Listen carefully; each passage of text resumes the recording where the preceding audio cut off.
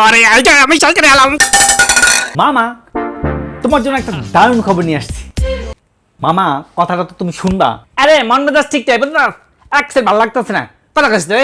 তোমার জন্য একটা দারুণ খবর নিয়ে আসছি, বসে বসে ইনকাম করতে পারবা, বসে বসে আইস বইয়া বই ইনকাম করতে। সত্যি বলতেছি মামা, বসে বসে ইনকাম করতে পারবা। উল্টা পাল্টা কথা কইছ না বুঝছিস, তাই তো যা। বিশ্বাস করলো না মামা? আরে সত্যি কেটে আসছিস? হ্যাঁ মামা, একদম বসে বসে ইনকাম করতে পারবা। হাসে ইউ বইয়ে বইয়ে ইনকাম হারা যাবে। কাল কই মুই অফিসে যাইয়া ম্যানেজারের কান বাড়ে একটা শটকানা লাগাইয়া মাথা বাড়ে একটা ঠুয়া মারিয়া বুঝছস, রিজন লেটারটা হাতে ধরাই দিয়া হেয়ার পরে আইয়া পড়ুম, আইয়া বইয়া বইয়া ইনকাম হরুম বুঝছস।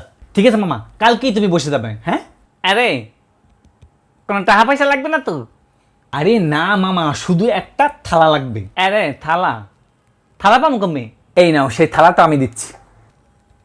এই থালা দিয়ে কি এর মুখ? আরে হ্যাঁ মামা, এটা দিয়েই তো 3 রাস্তার মাথায় গিয়ে তুমি বসে থাকবা, আর সেখানেই বসে বসে ইনকাম করতে পারবা। আমার বেকার থালা তো আছে, তো সরকারে এলাম।